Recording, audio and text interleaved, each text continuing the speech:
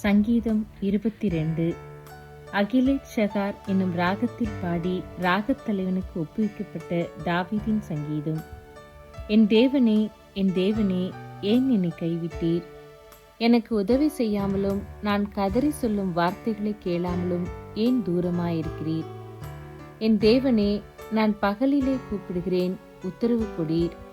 இரவிலே கூப்பிடுகிறேன், எனக்கு அமைதல் இல்லை. இஸ்ரவேலின் துதிகளுக்குள் வாசமாயிருக்கிற தேவரீரே பரிசுத்தர். எங்கள் பிதாக்கள் உம்மிடத்தில் நம்பிக்கை வைத்தார்கள். நம்பின அவர்களை நீர் விடுவித்தீர். உம்மை நோக்கி கூப்பிட்டு தப்பினார்கள். உம்மை நம்பி வெட்கப்பட்டு போகாதிருந்தார்கள். நானோ ஒரு புழு, மனுஷன் அல்ல. மனுஷரால் நிந்திக்கப்பட்டும் ஜனங்களால் அவமதிக்கப்பட்டும் இருக்கிறேன். என்னை பார்க்கிறவர்கள் எல்லாரும் என்னை பரியாசம் பண்ணி உதட்டை பிதுக்கி தலையை துலுக்கி, கர்த்தர் மேல் நம்பிக்கையாயிருந்தானே, அவர் இவனை விடுவிக்கட்டும், இவன் மேல் பிரியமாயிருக்கிறாரே, இப்பொழுது இவனை மீட்டு விடட்டும் என்கிறார்கள். நீரே என்னை கர்ப்பத்திலிருந்து எடுத்தவர்.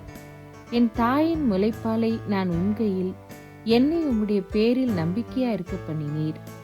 கர்ப்பத்திலிருந்து வெளிப்பட்ட போதே உமது சார்பில் விழுந்தேன். நான் என் தாயின் வயிற்றில் இருந்தது முதல் நீர் என் தேவனாயிருக்கிறீர். என்னை விட்டு தூரமாகாதேயும். ஆபத்து கிட்டியிருக்கிறது, சகாயரும் இல்லை. அநேகம் காளைகள் என்னை சூழ்ந்திருக்கிறது. பாசான் தேசத்து பலத்த எருதுகள் என்னை வளைந்து கொண்டது. பீறி கெர்ஜிக்கிற சிங்கத்தைப் போல என் மேல் தங்கள் வாயை திறக்கிறார்கள். தண்ணீரைப் போல ஊற்றுண்டேன். என் எலும்புகளெல்லாம் கட்டுவிட்டது. என் இருதயம் மெழுகு போலாகி என் குடல்களின் நடுவே உருகிற்று. என் பலன் ஓட்டை போல் காய்ந்தது. என் நாவு மேல்வாயோடே ஒட்டி கொண்டது. என்னை மரணத்தூளிலே போடுகிறீர். நாய்கள் என்னை சூழ்ந்திருக்கிறது. பொல்லாதவர்களின் கூட்டம் என்னை வளைந்து கொண்டது. என் கைகளையும் என் கால்களையும் உருவ குத்தினார்கள்.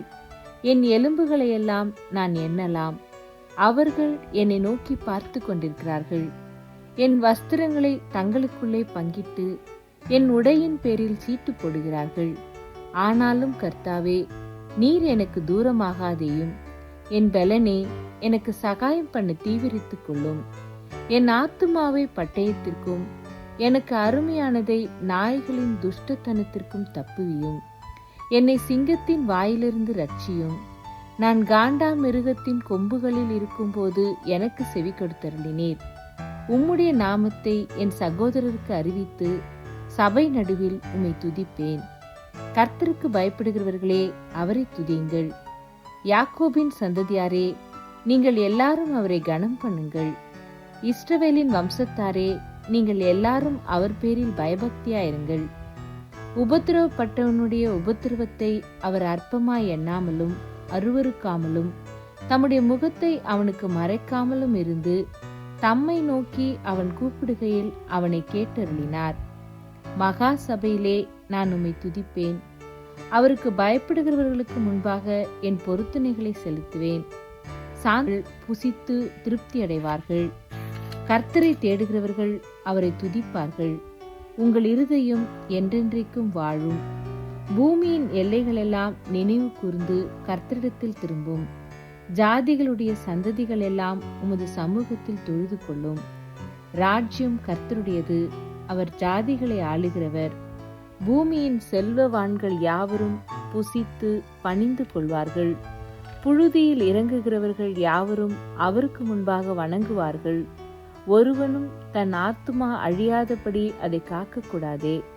ஒரு சந்ததி அவரை சேவிக்கும். தலைமுறை தலைமுறையாக அது ஆண்டவருடைய சந்ததி எனப்படும்.